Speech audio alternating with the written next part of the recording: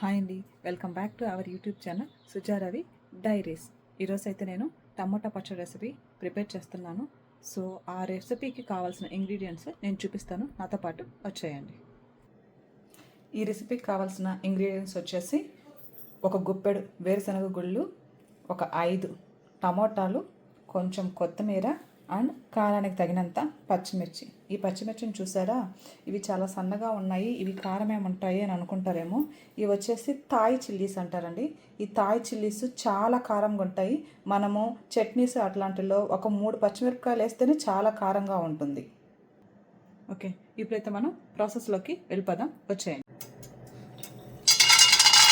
ఇప్పుడైతే నేను స్టవ్ మీద కడాయి పెట్టానండి. కడాయి పెట్టి ఈ గ్రౌండ్ నట్స్ని డ్రై ఫ్రై చేసుకుంటున్నాను.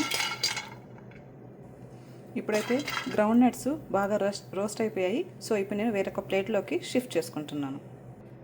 అదే కడాయిలో కొంచెం నూనె, అంటే 2 స్పూన్ల నూనె వేసి కొంచెం వేడయ్యాక దీంట్లోకి పచ్చిమిర్చిని వేయించుకుంటాం.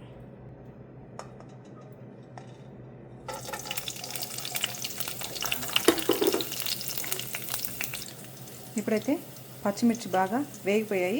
దీంట్లోకి మనం కట్ చేసిన టమాటా ముక్కల్ని వేసుకుంటాం. ఇప్పుడు టమాటాలని యాడ్ చేస్తున్నానండి.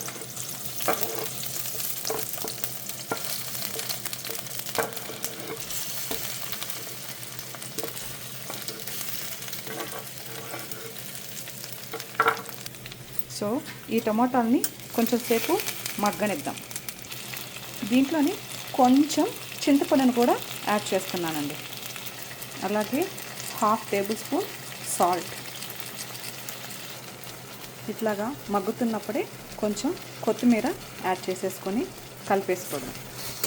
ఇట్లా బాగా కలిపెట్టేసేసి ఇది కొంచెం చల్లారాలండి. చల్లారిన తర్వాత మనం మిక్సీ పట్టుకుంటాం. సో మిక్సీ పట్టే ముందు ఫస్ట్ మనం ఈ వేరుశనగ గుళ్ళని మిక్సీ పట్టుకుంటాం.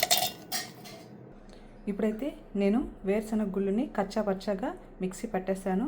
ఈ లోపల నాకు ఈ టమోటాలు, పచ్చిమిర్చి, కొత్తిమీర ఇవన్నీ చల్లారిపోయాయండి. సో ఇవన్నీ తీసుకొని నేను ఈ మిక్సీ జార్లోకి షిఫ్ట్ చేసేసుకుంటున్నాను. దీంతోపాటు 2 తెల్లపాయలు క్రష్ చేసినవి ఇట్లా వేసేసుకుంటున్నాను. ఇంకొక 1/2 స్పూన్ ఉప్పు అండి. ఇవే ఇప్పుడు మనం మిక్సీ పట్టేసుకుంటాం వీటన్నిటిని. సో ఇప్పుడైతే నేను మిక్సీ పట్టేశాను. ఇప్పుడు ఏం చేస్తున్నానంటే స్టవ్ ఆన్ చేసి మళ్ళీ కడాయి పెట్టి దానికి కొంచెం పోపు వేసుకుంటాం.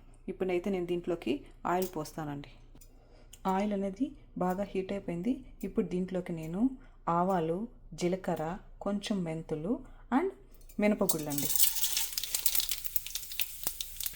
ఇవి వేగిన తర్వాత మనం మిక్సీ పట్టుకున్న ఈ టమాటాని ఈ ఆయిల్లో వేసేసుకుంటాం. సో దీన్ని చూసారా, చాలా లూజ్గా ఉంది కదా ఇది. సో ఇట్లా తినడం మాకైతే ఇష్టం ఉండదు. దీన్ని నేనేం చేస్తానంటే ఒక 5 to 10 మినిట్స్ మీడియం ఫ్లేమ్లో అలానే వదిలేస్తే ఇదనేది, ఈ పేస్ట్ అనేది కొంచెం బాగా థిక్గా రెడీ అవుతుంది. ఇప్పుడైతే నేను దీన్ని ఒక బౌల్లోకి షిఫ్ట్ చేసేసుకున్నానండి. చూసారు కదా టమాటా పచ్చడి ఎంత సింపుల్గా ప్రిపేర్ చేసుకోవాలో. సో మీరు కూడా ఇంట్లో ట్రై చేసి నాకు చెప్పండి. ఈ వీడియో కనుక మీకు నచ్చినట్లయితే లైక్ చేయండి, షేర్ చేయండి, సబ్స్క్రైబ్ చేయండి. అందరి ఛానల్స్తో పాటు నా ఛానల్ మీద కూడా ఒక కన్నేసి ఉంచండి. మళ్ళీ నెక్స్ట్ వీడియోలో కలుస్తాం. Okay, bye bye.